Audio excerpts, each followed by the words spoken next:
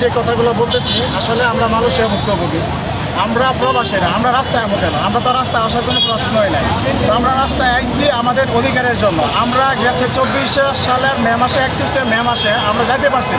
এখানে ব্যর্থতা ছিল বাংলাদেশ সরকার এবং সবগুলো দেশের মানুষ যাইতে পারছে, আমরা যাইতে পারছি না। বাংলাদেশ সরকারের কাছে ব্যর্থতা ছিল, ওই সরকার চলে গেছে, নতুন সরকার আইছে। এই সরকার আমাদেরকে আশ্বাস দিতে নেবে, কবে নেবে কোনো ডিক্লেয়ার দেয় না। এই নেবে কইয়া 1.5 বছর গেল, আমরা আর কতদিন ভুক্তভোগী এভাবে ঘুরবো? ভাই আমাদেরকে একটা গতি করেন। এখন যদি আমার নতুন সরকার আসে আমাদের চিন্তা কেউ করবে না।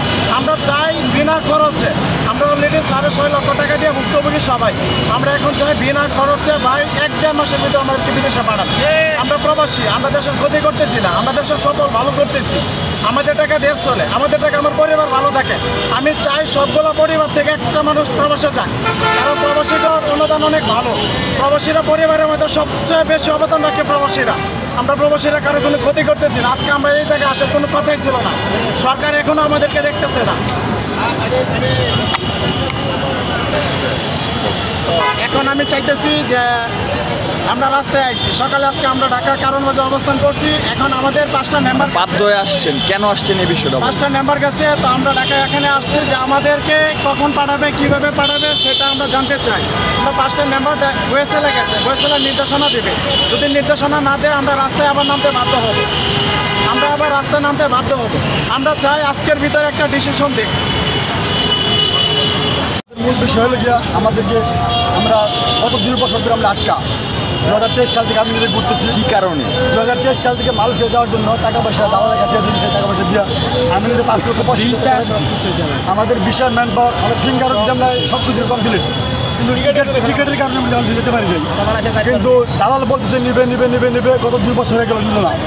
ডক্টর ইউনুসের সাথে মালয়েশিয়া সরকারের কথা বৈঠক হয়েছে, উনি আশ্বাস দিচ্ছে আমাদেরকে মালয়েশিয়া নিবে। একটা তালিকা আসছে 8,000 লোকের মতো নিবে। অনেকে লোকের মেসেজ দিচ্ছে 7,873 জন লোকের মেসেজ দিচ্ছে আমরা ট্রেনিং করার জন্য। আমরা 15 দিন ট্রেনিং করছি, 15 দিন টিডিসি থেকে ট্রেনিং করছি। ট্রেনিং করার পরে আমরা সার্টিফিকেট অর্জন করছি, সার্টিফিকেট পাইছি। কিন্তু সার্টিফিকেট পাওয়ার পরে আবার একটা মেসেজ দিচ্ছে আমাদেরকে ফর্ম ফিল আপ করার জন্য। আমাদের যুক্তিক যে দাবিগুলো, এই দাবিগুলো উঠে দেওয়ার জন্য আমরা যে দুঃখ দুর্দশায় আছি, এই দুঃখ দুর্দশার কথা সাইডে আহেন ভাই, তো সাইডে দেশের মানুষকে জানিয়ে দেওয়ার জন্য। দেখেন আমরা এখানে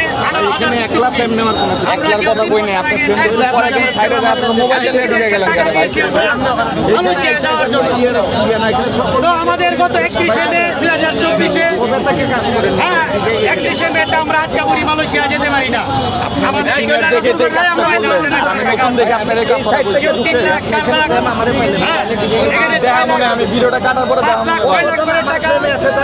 আমরা ধার দেনা করে নিয়ে আসছি। এখন তার আগে আমরা যখন আমাদের সরকারের কাছে উঠে ধরি তখন আমাদেরকে আশ্বস্ত করা হয়েছিল আমাদেরকে বুয়েসেল কর্তৃক মালয়েশিয়া যাওয়া হবে। তারপর আশ্বস্ত করা হয়েছিল যে দালাল এজেন্সি বা সিন্ডিকেটের দ্বারা প্রতারিত, সেই দালাল এজেন্সি সিন্ডিকেটের কাছ থেকে আমাদের টাকা উইথড্র করে আমাদেরকে দেওয়া হবে। আমরা তাকে সান্ত্বনা হিসেবে ধরে নিয়েছিলাম। আর এখন আমরা এমন এক পরিস্থিতির সম্মুখীন হয়েছি, আমরা 4 লাখ 5 লাখ 6 লাখ টাকা ধার দেনা করে আমরা 18,000 বাই দিয়েছি। তো এখানে কেউ 1 বছর 2 বছর 5 বছর আগেও টাকাটা আমরা এজেন্সির কাছে দিয়েছি আমাদের প্রসেসিং করার জন্য। আমরা যদি টাকাটা 5 বছর আগে এজেন্সিকে দিয়ে থাকি প্রসেসিং করার জন্য 4 লাখ টাকা, এগুলা গ্রামের সিস্টেমে 1 লাখ টাকায় 50,000 টাকা দিতে হয় সুদ। 4 লাখ টাকায় যদি 5 বছর আমি সুদ দেই, আমার টাকা প্রায় পিছনে আমার 25 লাখ টাকার পাহাড় হয়ে গেছে। সেই পাহাড়ের যন্ত্রণায় আমরা দেশ বিদেশে পলাতক অবস্থায় আছি, পলাতক আমরা পালিয়ে বেড়াচ্ছি। পরিবার পরিজনের সাথে আমরা দেখা করতে পারতেছি না। এখন কিছুদিন আগে বুয়েসেল আমাদেরকে ট্রেনিং কাজ সম্পূর্ণ করায় আমরা আশ্বস্ত হয়েছিলাম যে বুয়েসেল কর্তৃক আমরা যাব। ট্রেনিং 15 দিনের ট্রেনিং কোর্স।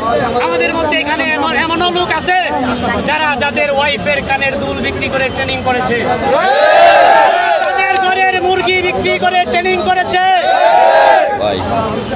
যারা তাদের আত্মীয় স্বজনের কাছ থেকে ধার করে হাওলা চেয়ে ট্রেনিং করেছে।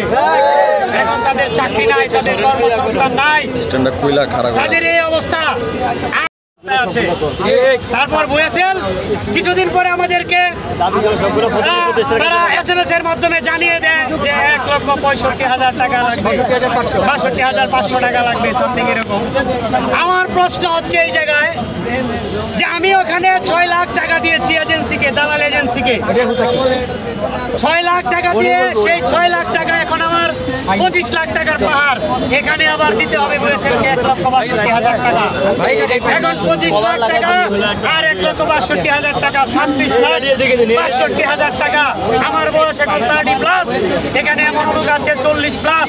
তারা যদি মালয়েশিয়ায় যায় প্রবাসে থাকে, তারা তো আর 5 বছরের উপরে থাকতে পারবে না। এখন এদেশের সরকার সাধারণ মানুষের কাছে আমার জানতে খুব ইচ্ছে করে, আমি কি 5 বছরে উপার্জন করে পিছনের 35 লক্ষ টাকার পাহাড়, আমি কি এই পাহাড় ধ্বংসাতে পারবো? এটা কি আমার পক্ষে সম্ভব? পরিশেষে কি হচ্ছে? এজেন্সির লাভ, এদিক দিয়ে পাশাপাশি সরকারেরও লাভ। হিসাব কি? ধ্বংস আমি, ধ্বংস আমার ফ্যামিলি। এটা তো আমি চেয়েছিলাম না। আমি তো চেয়েছিলাম আমার ফ্যামিলির মুখে হাসি ফোটাবো, পাশাপাশি দেশের অর্থের টাকা সচল রাখবো। কেন আমার স্বপ্নগুলো ভেঙে দেওয়া হলো? এখানে বিএমইটিতে আমরা যদি যাই, আমাদেরকে তখন 100% আইনের কার্যকরিতা দেখানো হয়, আইনের ভূমিকা দেখানো হয় যে 80,000 টাকা সরকারিভাবে সেই টাকাটা তোমরা পাবা। আমরা তো টাকা দিয়েছি 5 লাখ 6 লাখ করে, তো আমাদের বেলায় 1 টাকা যখন হয় না কেন? আমরা তাদেরকে ব্যাংকের স্টেটমেন্ট পর্যন্ত সামনে উঠে আসছি। তারা এটা নিয়েও তারা সন্তুষ্ট না। আইন যদি শুধু তাদের পক্ষে হয়, তাদের বেলায় হয়, আমাদের বেলায় না হয়, তাহলে এই আইন মনে হয় যে আমাদের এই দেশে রাখারই কোনো প্রয়োজন নাই। চলছে দেশ, দালাল প্রতারকের হয়ে যাক বাংলাদেশ। আর আমাদের সর্বশেষ কথা হচ্ছে, আপনারা আমাদের 18,000 ফ্যামিলির দিকে তাকান। 18,000 বাবার পিছনে এরকম 32 থেকে 36,000 সন্তান আছে যারা আগামীর ভবিষ্যৎ। আমার একটা ছেলে আছে বয়স 5 বছর, একটা মেয়ে বয়স 1 বছর। আমি আমার ছেলেকে ভালো স্কুলে পড়াতে পারতেছি না, কোনো একটা শিক্ষা প্রতিষ্ঠানে আমি ভর্তি করাতে পারতেছি না। আমি তো প্রতারক, আমি তো পালিয়ে বেড়াচ্ছি টাকার দেনার দায় যন্ত্রণায়। এখন আমার ছেলেটা যদি এরকম ভাবে অমানুষ হয়ে গড়ে ওঠে, তাহলে এটা আগামী বাংলাদেশের জন্য আরো কিছু হবে না, ভয়ঙ্কর রূপ নিয়ে তাই সরকারের কাছে আমাদের আকুল আবেদন, আমাদেরকে অতিথি দেওয়া কথাগুলা যথাযথভাবে মূল্যায়ন দিয়ে আমাদের অর্থগুলা ফেরত দেওয়া হোক। আর ওয়েসেল কর্তৃক ফ্রেশলিভাবে ফেয়ারভাবে আমাদেরকে নেওয়া হোক। আমরাও চাই অর্থ উপার্জন করি, রেমিডেন্স উপার্জন করি, আমাদের ফ্যামিলি, আমাদের সন্তানরাও সুখে থাক, পাশাপাশি দেশের অর্থের চাকাগুলো স্বাবলম্বী থাক।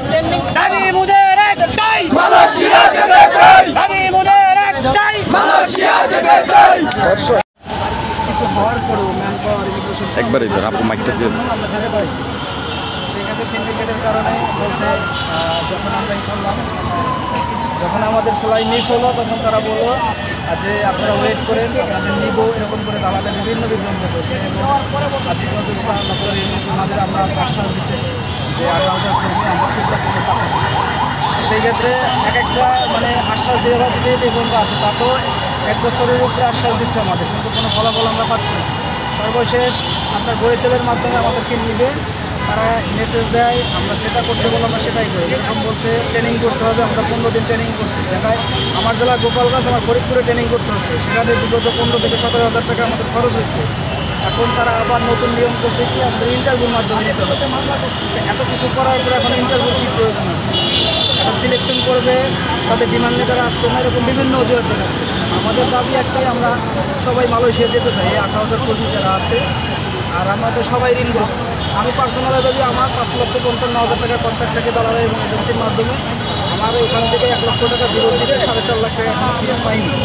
এখন যদি দালালের কাছে আমি টাকা চেতে যাই বা কোনো কিছু বলি, তাহলে উল্টে দিলে তারা আমাদের হুমকি দেয়, মামলার ভয় দেখায়, বিভিন্ন ধরনের কথা বলে, যেগুলো আমরা কোথায় যাবো।